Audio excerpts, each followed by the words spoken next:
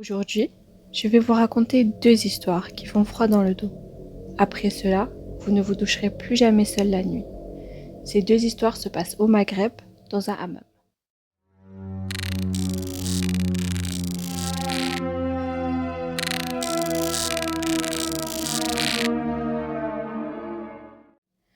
La première histoire se passe en Algérie.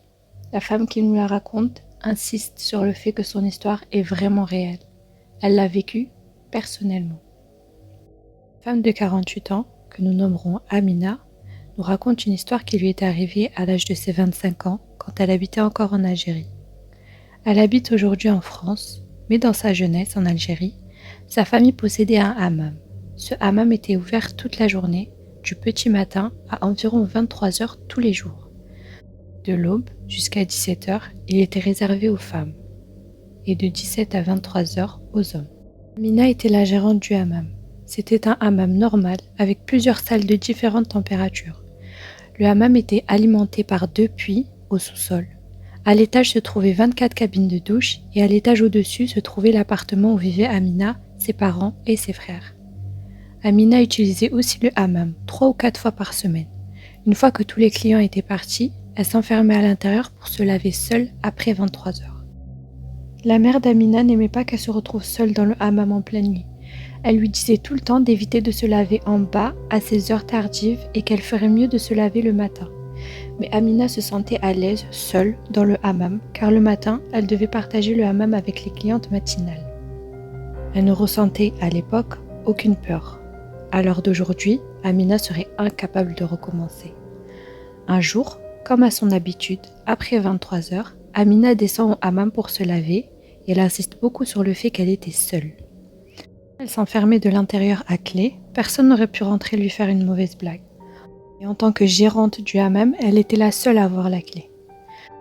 Elle se lave normalement jusqu'au moment où elle se met du shampoing sur la tête.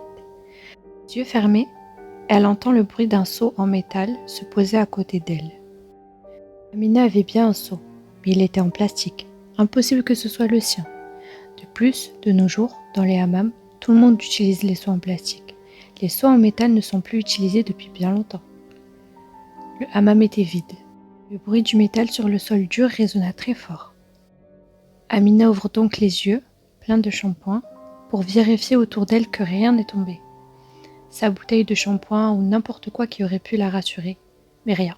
Prise de panique, elle a voulu se lever pour partir, mais impossible pour Amina de se mettre debout, comme si plusieurs personnes la retenaient de se lever. Amina, morte de peur, se mit à réciter le verset du trône, ou Ayat al-Kursi, et à invoquer Dieu. Elle arriva à se faufiler difficilement à travers le hammam jusque la porte. Une fois la porte ouverte, Amina a tout laissé dans le hammam, les lumières allumées, les portes ouvertes, puis est montée en courant, en pleurs, tout raconter à sa mère. Sa mère lui a répondu « Je t'avais prévenu que se laver en bas la nuit n'était pas bon pour toi. » Cette nuit-là, impossible pour Amina de dormir. Elle a donc veillé devant la télé.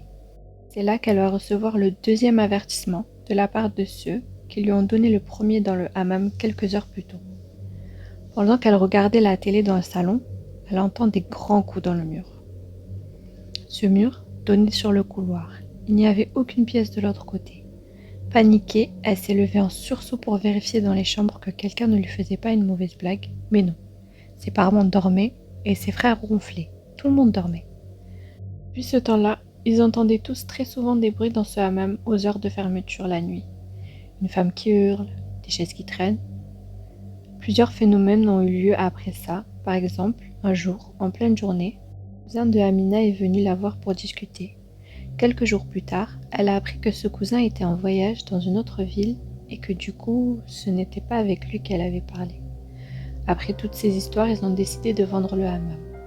Les gens qui l'ont acheté l'ont transformé en lavage pour voiture très rapidement. À votre avis, est-ce que ces personnes ont aussi entendu, vécu ou vu des choses étranges dans ce hammam et que c'est pour ça qu'ils ont tout changé ou est-ce que c'était leur projet depuis l'achat? Dieu seul sait. La seconde histoire est plus courte mais tout aussi étrange.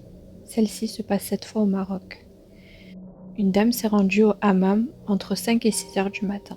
C'était la toute première cliente et elle était donc la seule dans ce hammam, à l'intérieur des salles d'eau. Elle commence son lavage, normalement, jusqu'au moment où elle voulait commencer à gommer son corps au gant kessa, ou gant de grain. Une dame l'interpelle derrière elle et lui dit « Laisse-moi te frotter le dos avec le gant, mais à condition que tu ne te tournes pas pour me voir. Si tu te retournes, ça va mal se passer pour toi. » La femme, apeurée, en est restée sans voix. Elle s'est laissée faire frotter le dos sans bouger ni dire un mot. Elle a discrètement jeté un œil sur les pieds de la dame qui frottait le dos sans se faire remarquer. Et là, ce qu'elle a vu l'a traumatisée. Ce n'étaient pas des pieds humains. Elle n'a pas pu les décrire. Tout ce qu'on sait, c'est qu'il n'avait rien de normal.